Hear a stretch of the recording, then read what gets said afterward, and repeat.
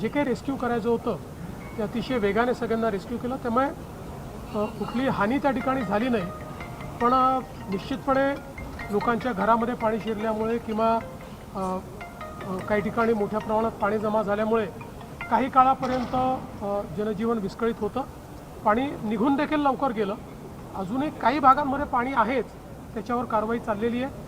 आजही काल जे काही आपल्याला अलर्ट दिलं होतं त्यात ऑरेंज अलर्ट नागपूरला दिलेला आहे आणि संध्याकाळनंतर कदाचित पाऊस 5 वाजेनंतर मोठ्या प्रमाणात येईल अशी अपेक्षा आहे. प्रशासनाशी माझी चर्चा झाली आहे. प्रशासन पूर्णपणे तयारीत आहे. पण आता हे वेदर इव्हेंट्स मात्र सगळे चिंताजनक आहेत. आपण बघतोय पालघरला आपण बघितलं, नागपूरला आपण बघितलं, मध्ये रायगड जिल्ह्यात आपण बघितलं, नाशिकला आपण बघितलं की 15 दिवसाचा महिन्याभराचा पाऊस हा एका दिवसात येऊन राहिलेला आणि त्याच्यामुळे त्याची इंटेन्सिटी इतकी आहे की आपल्या त्याला ड्रेन करण्याच्या नॅचरल सिस्टीम्स देखील त्या ठिकाणी इतक्या प्रभावी नाहीत की ज्या महिन्याभराचा पाऊस जर 1 दिवसात आणि 1.5 दिवसात आला तर त्यातनं अनेक फ्लॅश फ्लड्स जे आहेत ते तयार होत आहेत. त्यामुळे याचाही थोडा विचार हा भविष्याच्या दृष्टीने करावा लागेल. नागरिकांचा जो रोष आहे तो पालिकेच्या विकास कामांना घेऊन आहे. सिमेंट रस्ते असेल किंवा ड्रेनेज सिस्टीम असेल, समन्वयाचा अभाव आणि विकास कामांना काही ठिकाणी हे देखील सत्य आहे की कामं चाललेली आहेत, ती अर्धवट आहेत, त्याच्यामुळे त्या ठिकाणी पाणी थांबलं. पण सरसकट असं नाही आहे. कारण मी जसा उल्लेख केला की जर 1 ते सव्वा तासामध्ये 110 मिलीमीटर पाऊस पडेल तर कुठलीच सिस्टीम एवढ्या पावसाकरता डिझाईन नसते. आपण सिस्टीम डिझाईन करताना गेल्या 20-25 वर्षातला जो डेटा आहे त्या डेटातला जो अधिकतम पाऊस आहे त्याच्यात 10% जास्त अशा पद्धतीनं ती सिस्टीम डिझाईन होते. परंतु जर इतका पाऊस एकत्रित आला तर त्यातनं काही डिस्ट्रप्शन्स होतात. पण म्हणूनच मी सांगितलं की आता एक प्रकारे अशा प्रकारचे इव्हेंट्स हे सातत्याने होत आहेत आणि राज्यभरात देशभरात होत आहेत. त्यामुळे याचाही विचार आपल्याला पुढच्या काळात जरांगे पाटील यांनी राज्यव्यापी आंदोलनाची पुन्हा एकदा अंतिम आंदोलनाची घोषणा केली आहे. मराठा समाजाची सरकारने अन्याय केला आहे. 58 लाख मराठा नोंदणीच्या आधारे तातडीने जात प्रमाणपत्र सादर करण्याची त्यांनी मागणी केली. जात प्रमाणपत्र हे मागितल्यानंतर मिळतं आणि ज्या ज्या लोकांनी जात प्रमाणपत्र मागितले त्यांना ते प्रमाणपत्र मिळालेले आहेत. माझ्या माहितीप्रमाणे पेंडन्सी अतिशय कमी आहे. कोणी मागताय आणि देत नाही अशी परिस्थिती नाही आहे. मला असं वाटतं की फार कमी पेंडन्सी आहे. त्यामुळे जात प्रमाणपत्र दिले जात आहे.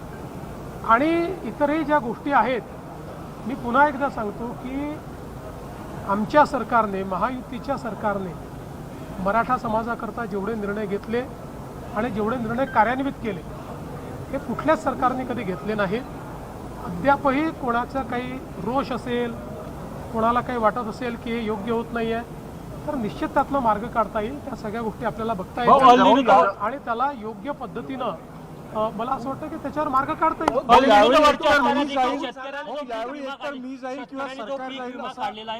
वरचे असताना देखील मागच्या वर्षीच्या तुलनेने या वर्षी 10 लाख शेतकऱ्यांची संख्या ही पीक विमा काढण्यामध्ये घटलेली आहे. त्याचं कारण की नवीन अटी शर्तीमुळे शेतकरी नाराज आहेत. नवीन अटी शर्ती त्याचं कारण नाही आहे.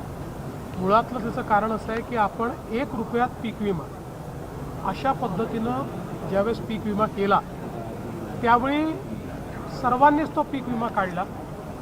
पण त्यानंतर आपल्या लक्षात आलं की त्याच्यामध्ये खूप मोठ्या प्रमाणात दुर्दैवाने बोगसगिरी झाली.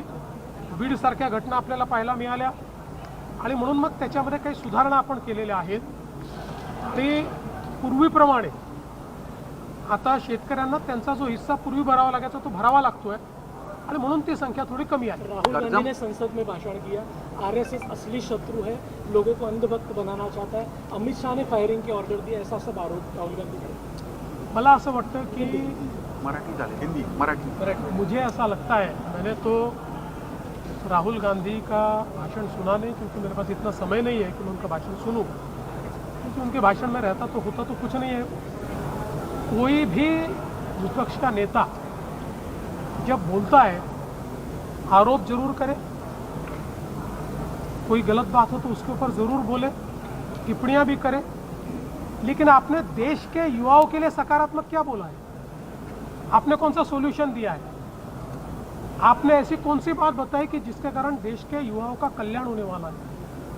केवल दिन भर झूठी बातें बोलना, आरोप करना, इससे देश के युवाओं को कुछ मिलने वाला नहीं है। मोदी जी ने देश के युवाओं के बारे में सोचा है, ये नई पद्धति लाई है। मेरा विश्वास है ये बिल पास होगा तो इस नई पद्धति के कारण एक बहुत ही सिक्योर इस प्रकार की परीक्षा पद्धति आएगी और हमारे युवाओं का कल्याण होगा। राहुल गांधी ने विड्रॉ करने की मांग सब जगह हो रही है, क्या महाराष्ट्र में जो एफआईआर हुए विड्रॉ? महाराष्ट्रामध्ये पोलीस विभागाला आणि गृह विभागाला मी ऑलरेडी सांगितलेलं आहे की या आंदोलनाच्या दरम्यान ज्या काही केसेस झालेल्या आहेत त्या केसेस या परत घेतल्या पाहिजे।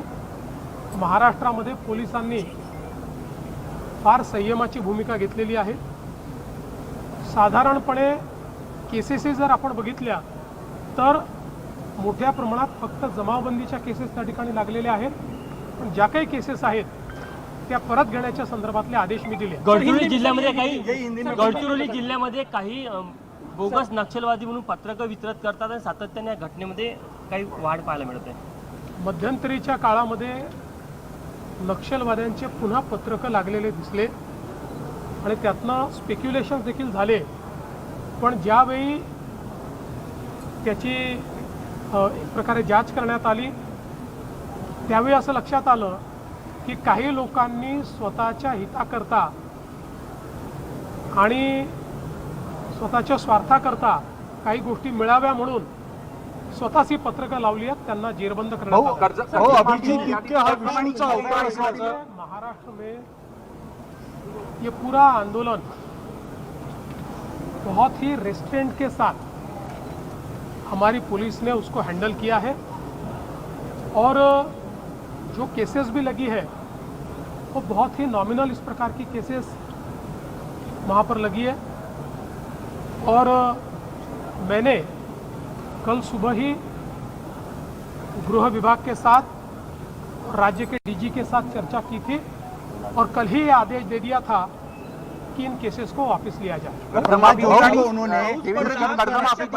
राहुल गांधी ने प्रहलाद जोशी को दुष्कर्म का रक्षक बताया है। देखिए, राहुल गांधी कुछ भी बोल सकते हैं, लेकिन राहुल गांधी क्या है ये भी भारत जानता है। मोदी सरकार क्या है, प्रहलाद जोशी क्या है, ये भी हमारे भारत के लोगों को पता है कि राहुल गांधी एक ही एजेंडा लेकर निकले हैं और वो एजेंडा है अराजकता का। अराजकता के एजेंडे पर वो काम कर रहे हैं। उनको देश से कोई लेन देन नहीं, उनको अराजकता से लेन देन।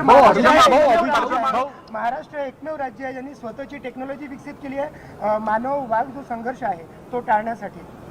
मला अतिशय आनंद आहे की मार्वल जी आपल्या महाराष्ट्राची AI कंपनी आहे यांनी एक अतिशय चांगलं मॉडेल आपल्या नागपूरचे SP आहेत हर्ष पोद्दार त्यांनी ते तयार केलेलं आहे, ज्यामध्ये वाघाचं जे विचरण होतं त्याचे अर्ली वॉर्निंग देण्याची सिस्टीम तयार केली आहे। आणि या सिस्टीममध्ये केवळ पिक्चर बेस्ड नाही आहे, तर आपल्याला माहिती आहे वाघ जेव्हा विचरण करतो त्यावेळेस काही प्राणी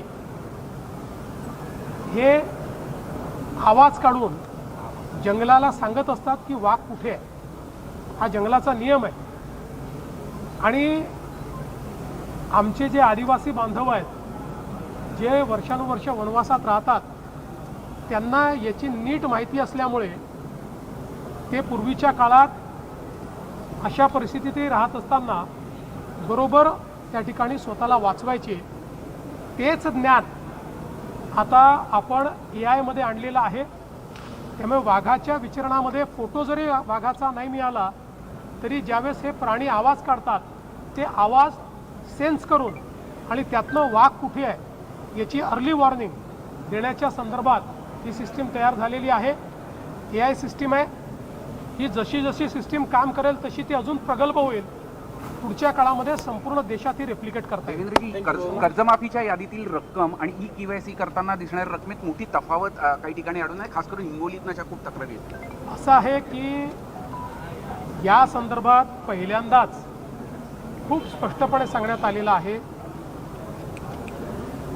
जे काही अकाउंट्स NPA होते, या NPA अकाउंट्समध्ये NPA असताना देखील बँकांनी त्याच्यामध्ये व्याज लावलं होतं. पण ज्यावेळेस बँकांची आमची चर्चा झाली त्यावेळी बँकांनी 2 गोष्टी कबूल केल्या. एक, NPAवरचं व्याज ते कमी करतील, ते काढून टाकतील.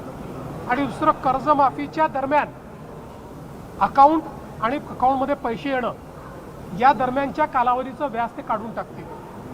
त्यामुळे अकाउंटमध्ये जरी व्याज दिसत असलं तरी बँकांनी त्या व्याजाशिवाय कर्जमाफी मान्य केलेली आहे. आणि म्हणून आम्ही जी कर्जाची रक्कम आहे ती बँकेत भरतोय आणि व्याजाची रक्कम बँक स्वतः त्यातनं काढून घेणार आहे. काही लोकांना कन्फ्युजन असं होतं आहे की आमचे जास्त पैसे अकाउंटला दिसत आहेत, म्हणजे आमच्यावर जास्त कर्ज अकाउंटला दिसत आहे आणि त्या मनाने आमच्या अकाउंटला कमी पैसे आले आहेत. काळजी करू नका. 2 लाखापर्यंतचा जो अकाउंट आहे या अकाउंटला पूर्ण पैसे आम्ही देणार आहोत.